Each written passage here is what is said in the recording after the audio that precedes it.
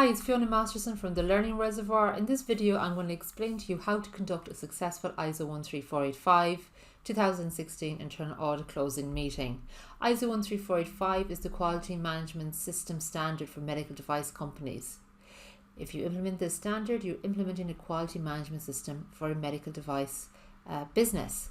If you want to learn more about ISO 13485, take a look at our video introduction to ISO 13485. Within the standard, there is a clause called Measurement, Analysis and Improvement, and that is clause 8, and within that it states that organizations have to implement internal audits. And basically it's really important that companies have a robust system in place. The purpose of internal audits, well, there are a number. First of all, the primary purpose is to allow self-evaluation of the medical device company's quality management system. So you are finding any issues rather than a third party, which is fantastic. Also, you can identify opportunities for improvement as well as non-conformances. So it's a really important program in a medical device company. I like to view internal audits as a gift to an organization. I ran internal audit programs in medical device companies, and I always view it as a gift. So you yourself within the organization is checking your quality management system. So you'll see if things go wrong before an external person does, which is fantastic. And you're within the internal audit program, you're given time to fix those issues.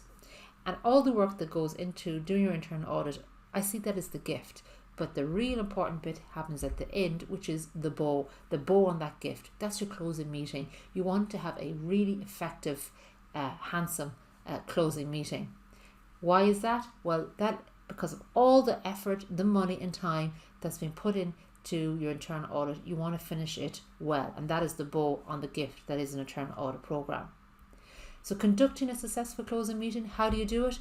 Well, make sure that you have the right people in the room. So the purpose of the closing meeting is to provide the audit organisation with an overview of the audit findings, present the audit conclusions, and ensure that these are understood by the auditee representatives. You want to have the people who are audited, the managers of that area, in the room at the closing meeting together with the audit team, and they should be present there. How do you conduct a successful closing meeting? Well, make sure you have the right people in the room. Give them adequate notice of when you're holding the closing meeting so they can attend it. Make sure that they are attending it. If they can't make it, you might have to reschedule, for example, if the manager isn't available. So you want to have the relevant people at your closing meeting. Start your meeting with positive opening remarks. Welcome people. Thank them for their time. Say how you're busy working in a medical device company, but thanks for your time to allow me to go in and audit your processes and talk to your team. Have an attendee list. Pass around a list for signatures because you want to document who was at that meeting. Review the audit objective and scope at the beginning of the closing meeting. What area did you audit? For example, if you audit the filling line, say I audited the filling line on this date. I audited the procedures that are relevant to ISO 13485. Maybe you just looked at the calibration system. Maybe you looked at everything. Describe to them at the beginning of the meeting what your audit scope was and the objectives of that audit were. Give some positive observations. Tell them the good things you saw. For example, you could have found the people you interviewed to be really knowledgeable about their processes. They knew where their procedures were. They understood the role regarding quality and so on. They had good documentation practices. The housekeeping in the area looked well.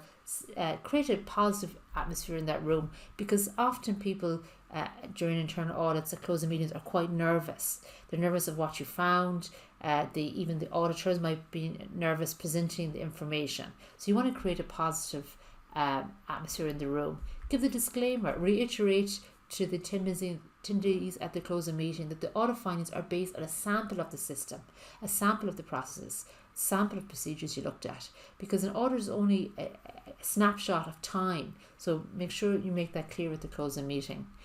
Then get into the nitty gritty, the core of the closing meeting. Well, the core of the closing meeting is outlining to the people at the meeting what you found. So you review the findings. You give a list of and description of any non-compliances that you identified. Perhaps there might be some clarifications. They might query what you saw, so you might explain further what you saw during the audit. You have to request and obtain signatures on corrective action reports. So if there's non-compliances, you document them on a form called a corrective action report, a CAR. and you communicate that to them. You show them your documentation of the issue. You request a reasonable response date for the issue. If you identify an issue and they have to fix it, you'll ask them, well, when do you think you can do it by? And then you leave informal copies of the cards with the attendees for their reference.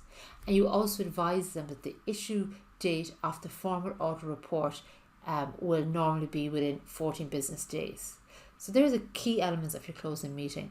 Thanks for listening. If we can do anything to help you in the learning reservoir regarding training on key standards like ISO 13485, for example, or internal audit training, just reach out to us and we'll do our best to help you.